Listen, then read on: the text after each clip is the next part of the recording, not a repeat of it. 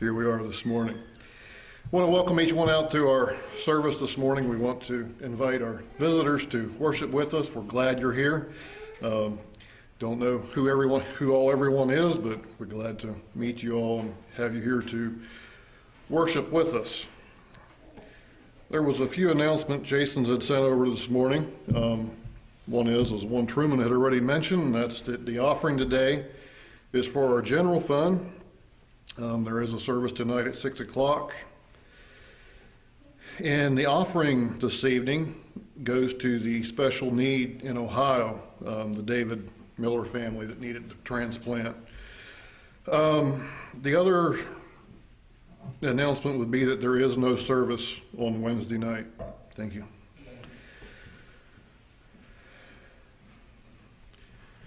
Before we go on, let's just all stand and bow our heads for prayer. Just come before thee, Father, this morning. We just thank you that we can be here in your house. We thank you that you have given us this opportunity to meet in this way, to worship you, to look at your word, to study your word. Just give us your word this morning that we can look at this and apply these things to our life. Help us to grow and be stronger from it. We just pray this all in Jesus' name. Amen. All right, this morning let's turn in our Bibles to Job chapter 1. We're going to be doing quite a bit of reading out of the book of Job this morning. So if you would like to keep up, you can. We are going to be turning to quite a few other verses as well, so if it's too much, I don't expect everyone to keep up as we go through all this. So I was thinking about Job, and we often hear about Job, about the patience of Job, the trials of Job, and he's something that is relevant even today. Like thousands and thousands of years later, we hear people reference Job in relation to hard things in life. So we know that this must have been a really special case because it sticks in people's mind, has been passed down through history. So it was interesting as I was thinking about Job. He was from many, many years ago, back in the Bible times. This was probably somewhere roughly in the same time as Abraham, Isaac, Jacob, somewhere in that time frame. And we don't know exactly because we're not exactly sure who the author of Job was. And I guess I'd always kind of thought that maybe Job had wrote this himself. But then as I was looking at this and studying it a little bit more, I'm not sure, because if we go to the end of the book of Job, it says that, and then Job died. So at least someone else was involved in the writing of this. It wasn't just Job by himself. Could have been an autobiography, could have been someone of his friends. But it was someone that had had a lot of insight into Job's life, because he was able to, in great detail, not only recount what Job had said, what Job's friends had said, but also what God said to Job. And it doesn't really matter at the end of the day. What does matter is what the words that we have here and what we can learn from him. So it was back in Bible times, and it's interesting to think about, because today we say, well, that man is a millionaire, or that man is a billionaire, or whatever. We attach a number that relates to a dollar value. But back in those times, it related to livestock. He had this many sheep, he had this many goats, he had this many this or that. It was just interesting to think about this. So a few thoughts that I might give on Job before we read it. I wasn't sure where to drop these thoughts in at, whether I should do them after or before, but I think maybe we'll mention a couple of things to think about as we study Job, to keep in mind, to look for as we study here. In Proverbs chapter 1, verse 7, it says, "The fear of the Lord is the beginning of knowledge, but fools despise wisdom and instruction." And that's something that Job learned very well as he communicated with God, as he questioned God. The fear of the Lord, it began at the fear of the Lord. But fools despise wisdom and instruction, and some of that could maybe be applied to some of Job's friends as well. But as we look at the purpose of the book here, there's a lot of deep thoughts in here that relate to the justification of God and how God does things. And at the end of the day, we can't really understand a lot of these things. You know, in a natural sense, Job found himself in a very bad situation here. You know, in a natural sense today, we have questions about why things happen. I was talking to one of my friends, a few weeks ago, a month ago, I'm not sure. His dad had passed away at a very early age, in his 60s. He had got dementia or Alzheimer's, and it went downhill really, really quickly over the course of just a year or two. And it was a hard time in his life, and this has been a few years ago, but now his mother's also in declining health. And we were just talking about this a little bit. Why does God allow some people to go through these types of things, and other people can live to be a 90, can live to be a 100, and live a good life? Why does God allow righteous people to suffer? Why does God shorten some people's life? Romans 8:28 tells us that we know all things work together for good, to them that love God and to them that are called according to his purpose. Beloved, think it not strange, and this is in 1 Peter chapter 4, Beloved, think it not strange concerning the fiery trial which is to try you, as though some strange thing happened unto you, but rejoice inasmuch as ye are partakers of Christ's suffering, that when his glory shall be revealed, you may also be glad with exceeding joy. So I think it's the questions that we all have, and maybe this answers them in part, but keep these things in mind as we look at Job and how they relate it to him, and how they can also relate to us, to be an encouragement to us as we suffer, to provide a model of faith, and being able to endure in the face of suffering or setbacks or whatever it is, and help us remember that God is sovereign. God has ultimate control in our life, in Job's life, and his ways are mysterious, and his ability to think and to reason and to manipulate time and people, and as we'll see a little bit later, even the devil is under his control. So keep these in mind as we study Job here, and we're going to go into the book of Job and start here in Job chapter 1. And we're going to read some verses, and it was a little hard to know what to read and not read, because all the verses in Job are very interesting, but we don't really have time to read 40-some chapters today, I don't believe. Job chapter 1 in verse 1. There was a man in the land of Uz whose name was Job, and that man was perfect and upright, and one that feared God and eschewed evil. I mean, he hated evil. He tried to stay away from evil. And there were born unto him 7 sons and 3 daughters. So he had a large family. He had 10 children in his family. And he was wealthy, because it says his substance was around 7,000 sheep. It's a lot of sheep. Even today, a group of 7,000 sheep would be a lot of sheep today. 3,000 camels and 500 yoke of oxen and 500 she-asses and a great household, so that this man was the greatest of all the men of the east. So this sets the backdrop for our story here. He was a man of God. He hated evil. He was very wealthy. He had a large family, and life seemed like it was going really, really well for him. But then as we go on, well, and I guess actually in verses 4 here, let's read this too. And verse 4 says, and his sons went and feasted in their houses, everyone his day. So they were taking turns, eating with each other. Evidently the family loved each other. They wanted to spend time with each other. So the brothers took turns, and then it said they called their 3 sisters to eat and drink with them. So they were taking care of their sisters. And it was so, when the days of their feasting were gone about, that Job sent and sanctified them, and rose up early in the morning and offered burnt offerings according to the number of them all. For Job said, it may be that my sons have sinned and cursed God in their hearts. Thus Job did continually. So Job was someone who was very concerned about the well-being of his family, as well as they're not just in a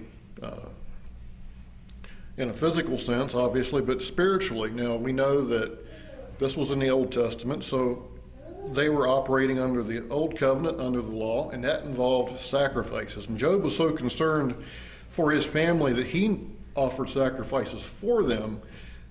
He didn't even wait. He didn't go to their place and say, you need to remember to offer a sacrifice today. He did it himself, and it said continually. So I don't know if it was every day. I don't know if it was weekly. I don't know what type of schedule it was. But he was sensitive to God and wanted to what was best for his family. And then if we keep reading here over the next few verses, we get a glimpse into what was happening behind the scenes of life here. And that's with and we find this here in verses 6 through 12. The sons of God were coming together. They were before God, and Satan showed up. And God asked Satan, he said, what are you doing here? What have you been up to? And Satan said, I've been going back and forth in the earth.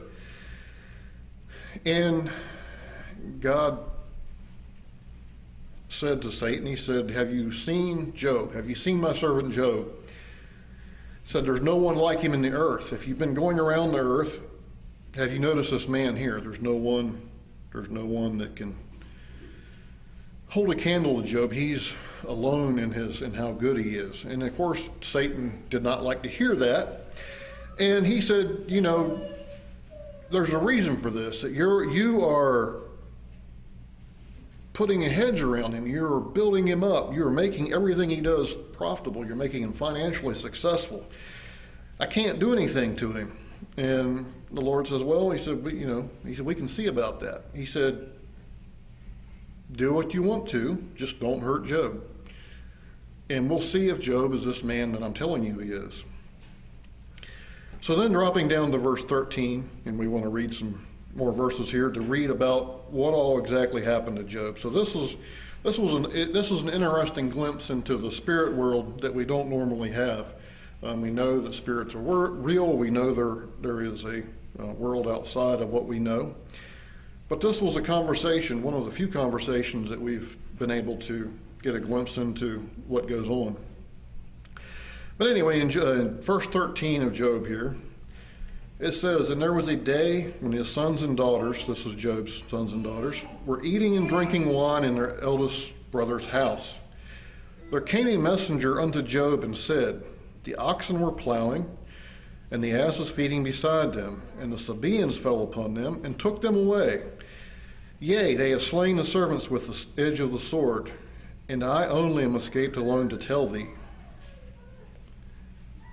Suddenly his livelihood was wiped out. His flocks were wiped out. The fields no longer had a way to be plowed. Things were destroyed. And people were killed. Servants were killed. Employees were killed. That's a bad day. You remember back here in the community, I'm not sure, 5, 6, 8 years ago, when a former employee come around and shot a few people at one of the local businesses here. There was only 2 or 3 people that died, but it was a sad day in the community because lives had been taken. But yet, Job was in a situation where most of his business was destroyed and his employees were destroyed. So can you imagine? You can start to imagine the feelings that you would get, especially if you were someone that was responsible for these people. There was only one person that escaped. And it says, while he was yet speaking, so this was all happening simultaneously, there came also another and said, the fire of God is fallen from heaven and has burned up the sheep and the servants and consumed them. And I only am escaped alone to tell thee. I thought it was interesting. The fire from God, I don't know. I was curious what this was. Was this lightning? Lightning came and made a fire, it struck, and of course, lightning can strike, and the heat and electricity can make a fire? Or was it another kind of fire? I don't know. How did they know it was from God? I'm not sure that either, other than it was a miraculous thing that happened here. Whatever it was, the servant knew that it was of God.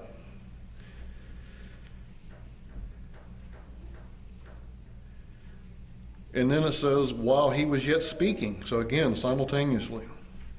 Any of these things would be hard to process a week apart, a month apart, a year apart. But Job is just getting these things here just minutes apart, just keeps right on coming in. It said, while he was yet speaking, there came also another and said, the Chaldeans have made out 3 bands and fell upon the camels and have carried them away, yea, and slain the servants with the edge of the sword. And I only am escaped alone to tell thee. While he was yet speaking, there came also another and said, thy sons and daughters were eating and drinking wine in their eldest brother's house. And behold, there came a great wind from the wilderness, and smote the 4 corners of the house. And it fell upon the young men, and they are dead. And I only am escaped alone to tell thee. I was thinking about that. As you think about it, you get word that not only one, but your entire family has been killed. Years ago, many years ago, there was we were living in Kentucky at the time, and a family of 12 were in a van, and they come around a corner, and a drunk driver head-on into them, and obviously caused a bad wreck. And no one died, but there was a couple people who were badly injured, and it took them weeks and months to recover. One of them, I think, probably took many months to recover. He was in really bad shape. There was lots of injury. Backs were broken. Just a lot of bad things. So that's my frame of reference to a lot of bad things happening to a big group of people at the same time. And it was a sad time. It was a time of questioning. But no one died, but yet everybody was injured. Job was dealing with a group of 10 people who instantly, well, actually more than 10 people, I'm sure, because it seems like there may have been possibly children or servants or other household members that were killed as well. Just unfathomable grief, just hard for the human mind to process how all this can happen. What did Job do? It said Job arose and rent his mantle, shaved his head, and fell down on the ground and cursed, screamed, cried. No, he worshiped. He worshiped God. And I don't know how he was able to process that and do that, but that's what he did. He worshiped and said, naked came I out of my mother's womb, and naked shall I return thither. The Lord gave, and the Lord taketh away. Blessed be the name of the Lord. In all this Job sinned not, nor charged God foolishly. He recognized that he came into the world with nothing, and he recognized he would go out of the world with nothing. And what God had given him in the meantime was God's to give and God's to take away. Just remarkable fortitude and mentality from him here. Then if we go on into chapter 2, we again see the situation here where the sons of God came in front of God and were talking before the Lord here. And guess who else shows up? Satan showed back up. And the Lord asked Satan again. He said, where did you come from? What have you been doing? And he said, I've been going to and fro in the earth and walking down, up and down in it. And the Lord said unto Satan again, have you seen Job? Have you considered Job? Have you seen how he's reacted to all these horrible, horrible things that you've thrown into his life? He's still worshiping me. He's still recognizing me. He's still blessing my name. He's not charging me foolishly. He's not sinning. And, of course, Satan is not willing to admit defeat. Satan never is. And he said, look, this is just things in his life. He said, let me touch him. Let me touch his life. He said, touch his bone. Let me touch his flesh. Let me touch him in a personal way, to the point where he can't stand to live, basically. And then he'll curse you. Then I'll prove a point. And God said to Satan, he said, there he is. Do what you want to do. Just do not kill him. So this is where Job now finds himself. And we know what happened next. Satan went and he smote Job. It said he smote him from head to toe. In verse, let's see there.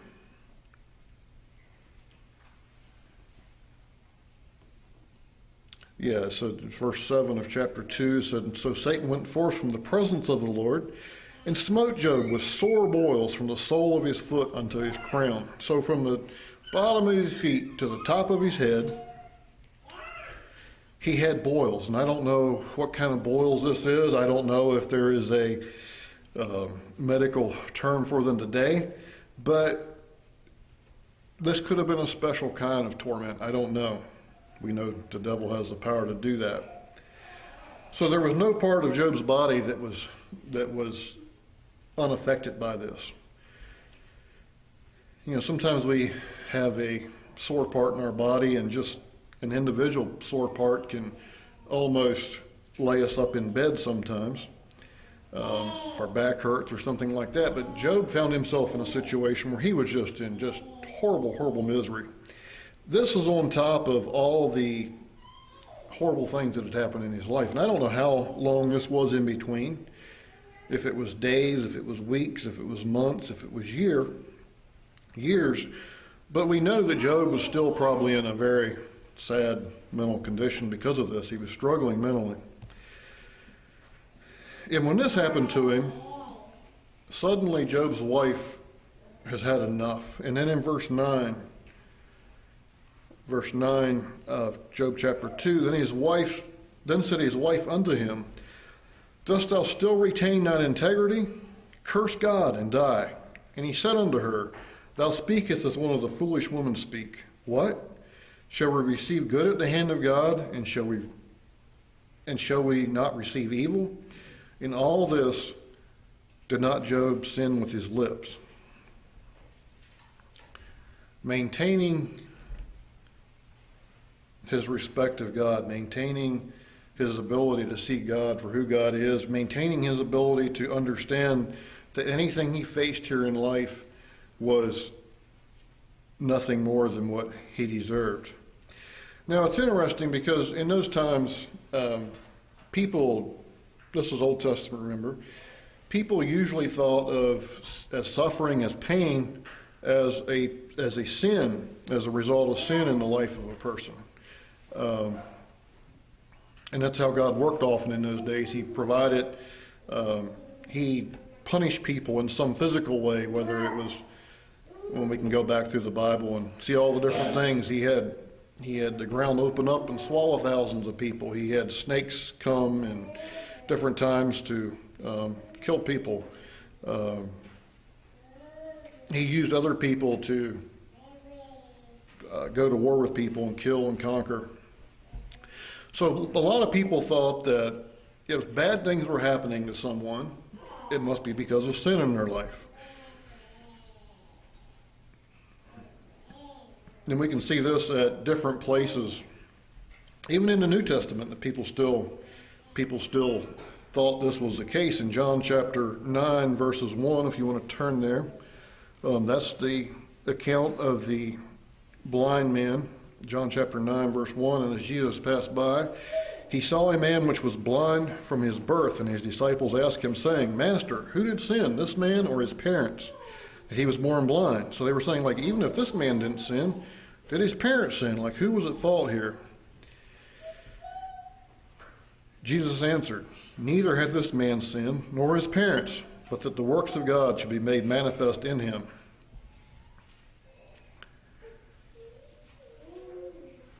And then if we would look at Luke chapter 1 and verses 1 to 5 there. Well, let's just look at that real quick. Luke chapter 13, verses 1. It said, "There were present at that season some that told him of the Galileans, whose blood Pilate had mingled with their sacrifices. And Jesus answering said unto them, Suppose ye that these Galileans were sinners above all the Galileans, because they have suffered such things?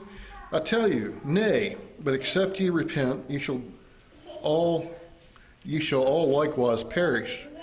Or those 18, whom the tower in Siloam fell and slew them, think ye that they were sinners above all men that dwelt in Jerusalem? I tell you, nay, but except ye repent, ye shall all likewise perish."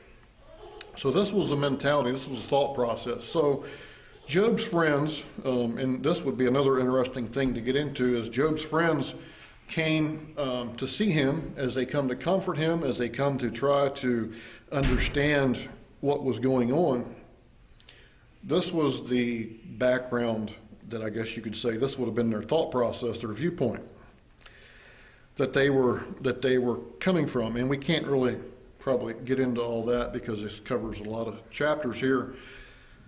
But they came, and there's lessons to be learned from how they approached Job, from what they said to Job. They lacked understanding, and they made a bad situation worse by what they said. So I guess the encouragement there would be for us today is to, if we do try to help our friends or our neighbors or whoever, as we approach them, be careful what we say or do, because maybe we could be making a situation worse here. But I was also thinking about the differences. I was also thinking about Jesus and his suffering as it related to how Job suffered here. There's some similarities and there's some differences. One thing that we see is that both suffered for the glory of God. Job's was primarily to test his faithfulness, and it was inflicted by Satan with God's permission. It tested his character, it tested his integrity, it tested his relationship to God. Where Jesus' suffering was more of a redemptive nature, it was there to fulfill God's plan. These things needed to happen in order for Jesus to die, in order for him to be rose again. It was fulfilling God's plan of salvation. There in Isaiah chapter 53, verse 5, it says, "But he was wounded for our transgressions. He was bruised for our iniquities. The chastisement of our peace was upon him, and with his stripes we are healed." And their response that they had, we see that they both had questions when they faced with the suffering here. Job went on to question God. He was lamenting his suffering. He didn't know what was going on. He didn't curse God. He didn't lose his faith. But there was deep questioning. There was internal. Yeah, it was just a time where he was very confused. He had way more questions than he did answers. And we see that as he talked to his friends and as he talked to God. Jesus expressed his anguish. He did ask if it's possible. He did ask things of his Father, but he remained obedient as well. And his prayer was not my will, but thine be done, in Luke chapter 22:42 there. The outcome of their suffering was that Job's story ended in restoration and healing and blessing, but the focus was not necessarily on what God did for him. If we keep reading, we would see that Job ended up with many more things, blessings and cows and camels and sheep. He ended up with double what he had to start with. His family was, I don't want to say replaced, but he had a new family.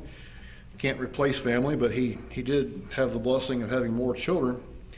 And Jesus, in his case, We know that his suffering led to his death and then to his resurrection and then, of course, to the triumph over sin and death and salvation that he had there.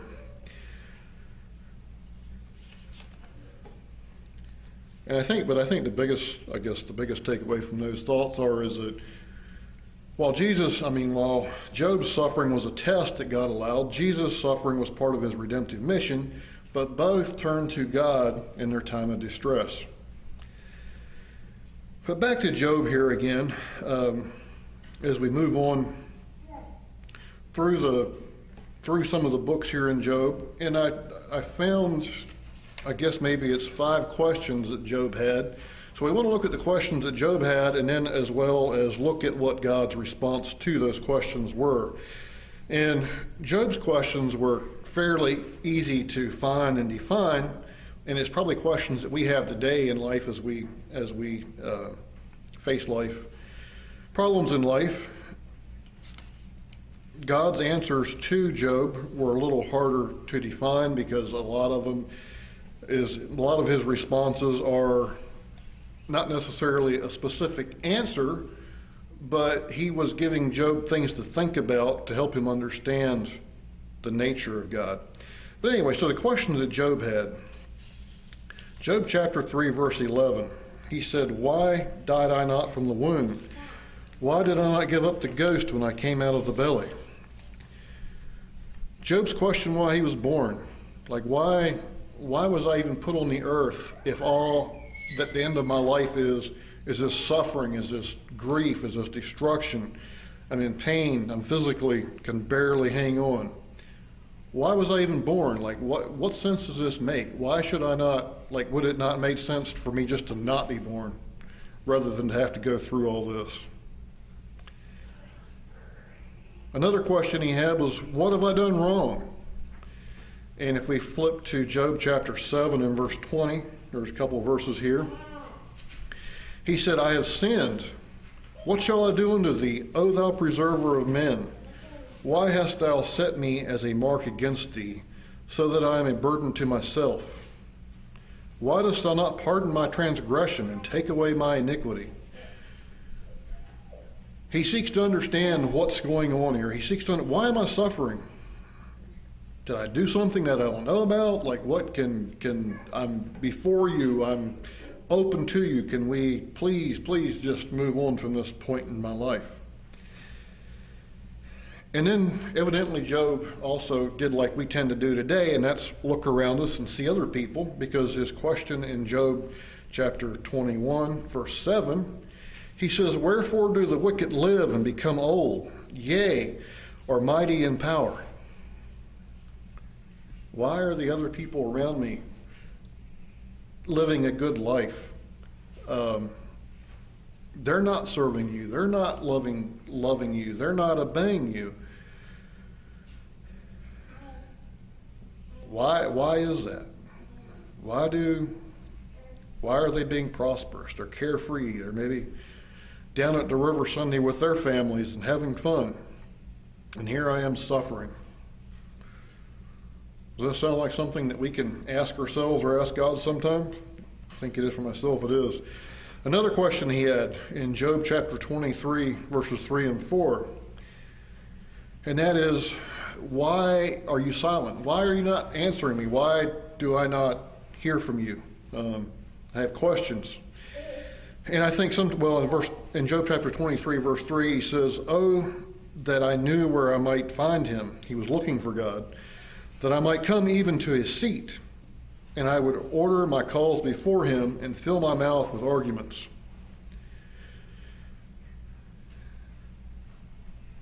That's something that I think it's easy today for us to fall into. God seems silent sometimes if we have questions in life, if we have troubles in life. It would seem so easy, like, why can't God just show up? And, sometimes we hear people talk about some issue in their life, and they say, well, God just spoke to them. And sometimes we think, well, man, that sounds good. If God could just speak to me right now, it would be nice. And this was a question he had. A fifth question that Job had is, why do you allow injustice to God? This was his question to God. chapter 24 and verse 1 of Job. He said, "Why, seeing times are not hidden from the Almighty, do they that know him not see his days?" He was wondering, why this injustice? Why this suffering? Doesn't seem fair. It doesn't make sense. And of course, and you said, well, why did Job have these questions? Why do we have these questions today? And for one thing, because we're human, because God is sovereign. And in Isaiah chapter 55, verses 8 and 9, we see these verses here. It says, "For my thoughts are not your thoughts, neither are your ways my ways, saith the Lord. For as the heavens are higher than the earth, so are my ways higher than your ways, and my thoughts than your thoughts." Proverbs chapter 3, verses 5 and 6, "Trust in the Lord with all thine heart, and lead not unto thine own understanding. In all thy ways acknowledge him, and he shall direct thy paths." Because we're human, and we don't understand God. But now God did have some answers for Job here. And we want to look at these. And to really get a good answer on these, we would almost have to read the 3 verses, I think it's 38, the 3 chapters. Chapters 38 through 41, I believe it was there, where God was answering Job.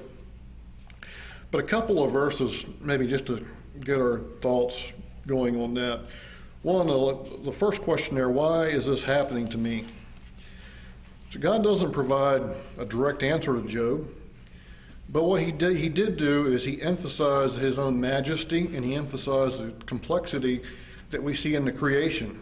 And he also questioned Job's understanding and ability to really grasp the workings of the universe. In Job chapter 38, we're jumping ahead quite a few chapters here. Job chapter 38 and verse 2, it said, Who is this that darkeneth the counsel by words without knowledge?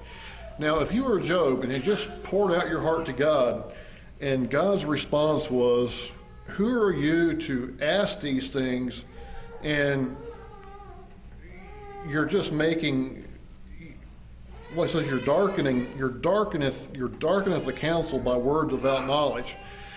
Think how you would feel hearing this from God. He was letting him know and helping him understand that your knowledge doesn't match what the reality is here. He says, Gird up thy loins like a man, for I will demand of thee, and answer thou me. So not only is he going to make him listen and understand, but he wants him to respond. You know, sometimes when we are approached on something and we don't have a good answer, it's hard to know how to respond. And that's what Job found himself in here. And he said, Where wast thou when I laid the foundations of the earth? Declare if thou have understandings. Well, of course, we know that no human has any understanding of this. There's no way that we can answer that.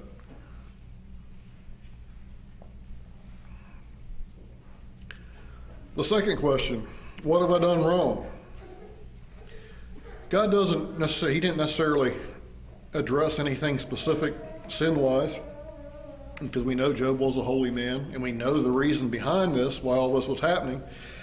But he challenged Job's perspective on divine justice and human righteousness.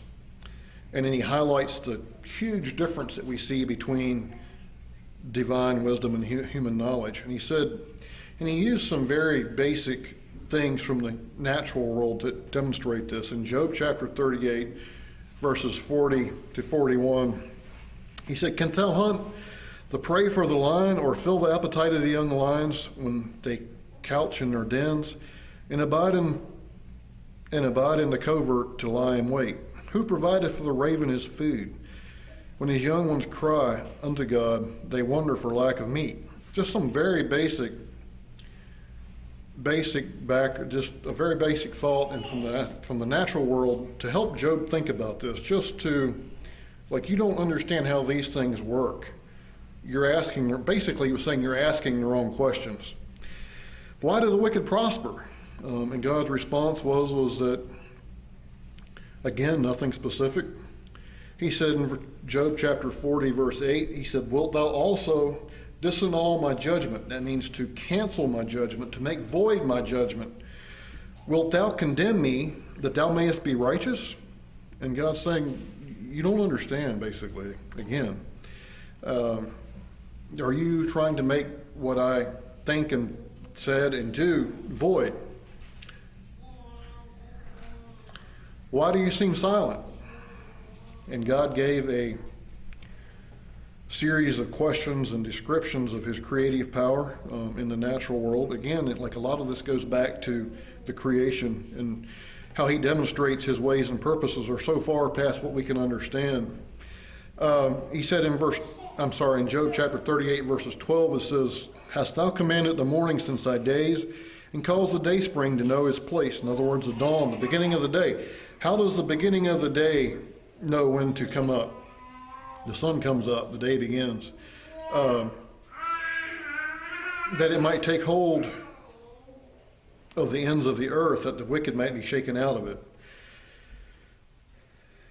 And it goes through a series of questions, and like we don't really have time to look at it, but if you have time sometimes, it's interesting to read those 3 chapters there out of Job just to go through the thought process there to answer some of these questions. And then the last one there, it says, why do you allow injustice? And God's response to that was, again, turning to his creation. In Job chapter 39, verse 26, he said, Doth the hawk fly of thy wisdom and stretch her wings towards the south?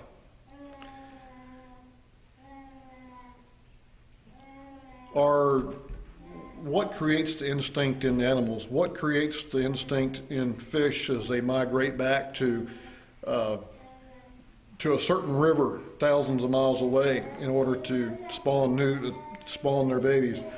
How does a hawk fly? How do the birds fly thousands of miles in migration? But again, he was saying, like, look, see some of these things and understand that your mind cannot comprehend. And this is basically what these 3 chapters are, is God just breaking down to Job how insignificant our human understanding is. But Job's response to that, basically here, the answers, most of God's answers just involve us understanding that we can't comprehend what God is trying to do.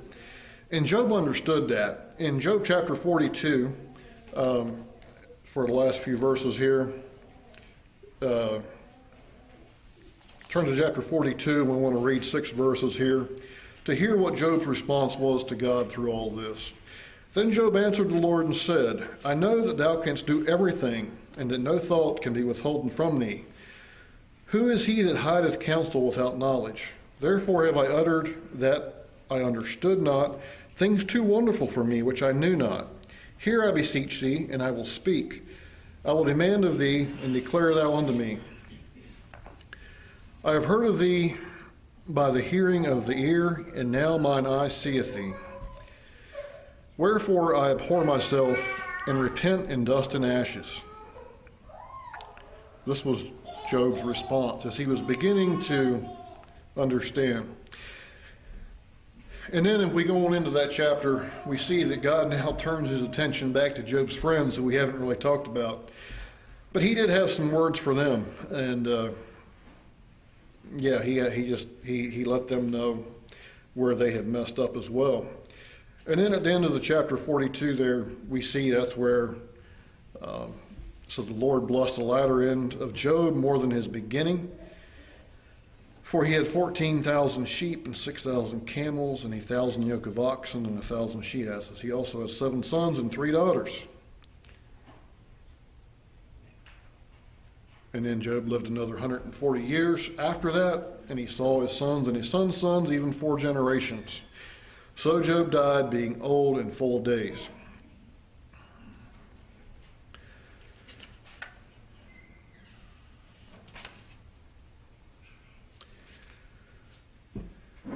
Faith in adversity. Job's story is a powerful story in relation to that, testament of faith. To persevere through suffering, to remain committed to God. Psalms chapter 37:5 says, Commit thy ways unto the Lord, trust also in him, and he shall bring it to pass. And that's what Job found himself in there. So there's many lessons I think we can see here.